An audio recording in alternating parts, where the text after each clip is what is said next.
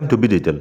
दोस्तों, आज के वीडियो में बात करेंगे प्राइवेट स्कूल फ्री एडमिशन के अंतर्गत राजस्थान आरटी 2022 में क्या प्रवेश प्रक्रिया रहने वाली है, ऑनलाइन फॉर्म आप कब से अप्लाई कर सकते हैं और ऑनलाइन फॉर्म अप्लाई करने से पहले बच्चों की आयु कितनी होनी चाहिए या कौन कौन से आवश्यक दस्तावेज आपको तैयार रखने पड़ेंगे। पहले बात करते हैं आयु संबंधी पात्रता के बारे में। यदि आप ऑनलाइन आरटी फॉर्म राजस्थान में अप्लाई करना चाहते हैं तो आरटी में क्लास फर्स्ट में एडमिशन हो सकते हैं। उसके लिए जो आपके बच्चे की आयु है वो 5 से लेकर 7 वर्ष के बीच में होना चाहिए और आयु की जो काउंटिंग होगी वो 31 मार्च 2022 से होगी।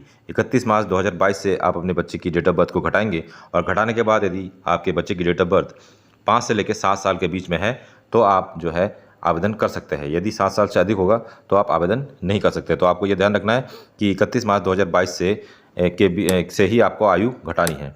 अगली जो बात है जो सबसे महत्वपूर्ण है, प्रवेश हेतु निवास प्रमाण पत्र की आवश्यकता पड़ेगी।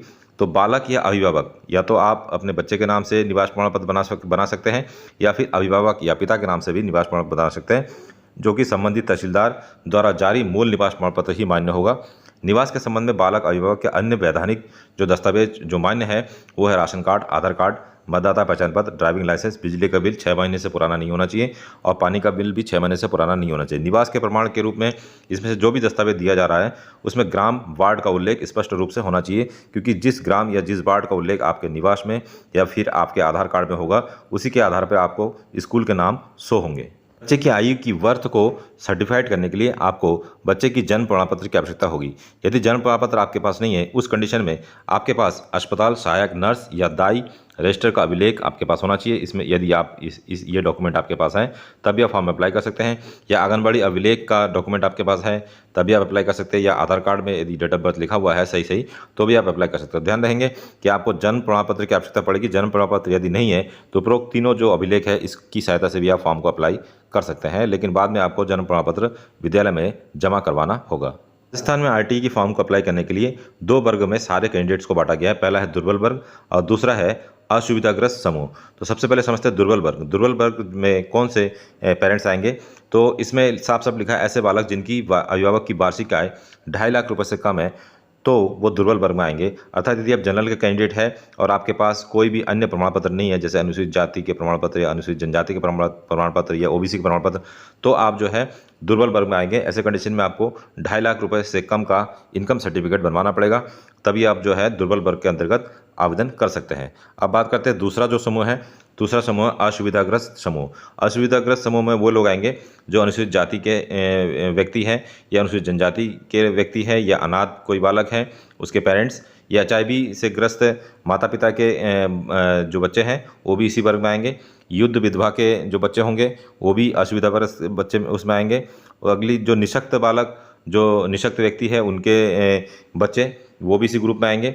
पिछड़े वर्ग जो ओबीसी वर्ग के जो व्यक्ति होंगे उनके लिए भी कंडीशन दे रखा है कि ओबीसी वर्ग जो है वो 2.5 लाख से कम उनकी आय होनी चाहिए, अर्थात ओबीसी से जो रिलेटेड है उनको भी इनकम सर्टिफिकेट की आवश्यकता पड़ेगी। ऐसे बालक जिनके अभिभावक का नाम राज्य सरकार के ग्रामीण विकास विभाग, शहरी विकास विभाग द्वारा तैयार की गया बीपीएल सूची केंद्रीय या राज्य सूची में सम्मिलित है तो वो भी असुविधाग्रस्त वर्ग में आएंगे। ऐसे कंडीशन में आपको जो है इनकम सर्टिफिकेट की आवश्यकता नहीं पड़ेगी, आप सीधे असुविधाग्रस्त सेलेक्ट करेंगे और आप अपना फॉर्म बगैर आय प्रमाण पत्र बनवाए भर सकते हैं। तो अब बात करते हैं आरटी 2022 के फॉर्म आप कब से अप्लाई कर सकते हैं। जैसे कि लोकल न्यूज़पेपर में आया था कि 10 अप्रैल से जो है आरटी की फॉर्म आप ऑनलाइन अप्लाई कर सकते हैं, लेकिन 10 अप्रैल को जब हमने वेबसाइट में चेक किया तो कोई अपडेट नहीं आया। तो हमारे द्वारा जो है आरटी ऑफिस में फ़ोन किया गया और जिसके द्वारा हमें जो जानकारी मिली अगले 15 दिन तक जो है इसका ऑफिशियल नोटिफिकेशन आ जाएगा। इसका मतलब कि अप्रैल में आप इस फॉर्म को अप्लाई कर सकते हैं। इसका ऑफिशियल नोटिफिकेशन बस कुछ ही दिनों में आने वाला है। जैसे ही आरटी की ऑफिशियल नोटिफिकेशन आ जाएगा तो हमारे चैनल द्वारा अपलोड कर दिया जाएगा और किस तरीके से अप्लाई करना है फॉर्म को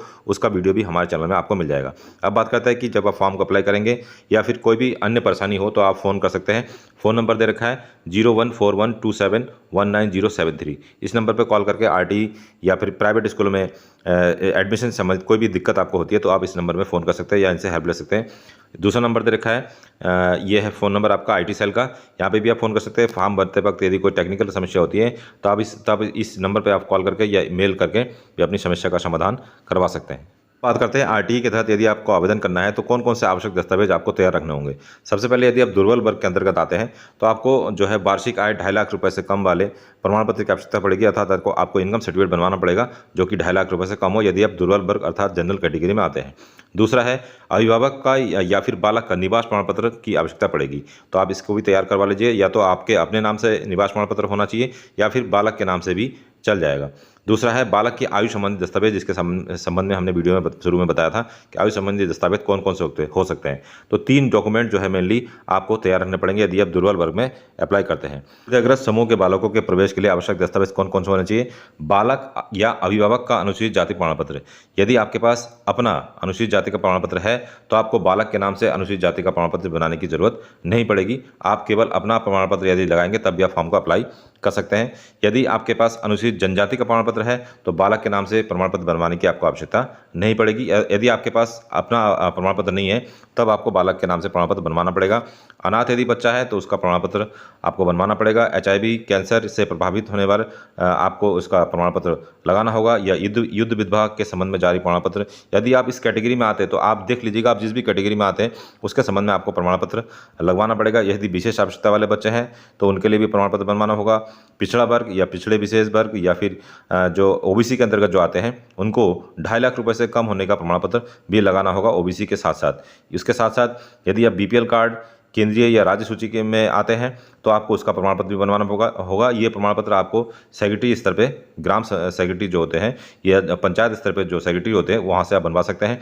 बालक अभिभावक के निवास संबंधी प्रमाण पत्र जो तहसील से बनता है इसको भी आपको बनाना पड़ेगा, और बालक के आयु संबंधी दस्तावेज ये भी आपको बनाना पड़ेगा। जितने भी डॉक्यूमेंट है इसमें से कोई 3 डॉक्यूमेंट आपको बनाने होंगे, तभी आप जो है RT के फॉर्म को ऑनलाइन अप्लाई कर सकते हैं। तो ये था आज का वीडियो पसंद आया तो वीडियो को लाइक और चैनल को सब्सक्राइब करना ना भूलें। वीडियो के रिगार्डिंग कोई और आपको एक्स्ट्रा जानकारी चाहिए तो आप हमें कमेंट कर सकते हैं, या फिर वीडियो के डिस्क्रिप्शन में आपको हमारे टेलीग्राम और व्हाट्सअप का संपर्क सूत्र मिल जाएगा, वहाँ से भी आप हमें संपर्क कर सकते हैं। मिलते हैं अगले एक ऐसे इंटरेस्टिंग वीडियो में, तब तक के लिए अपना ध्यान रखिए। बाय बाय, जय हिंद।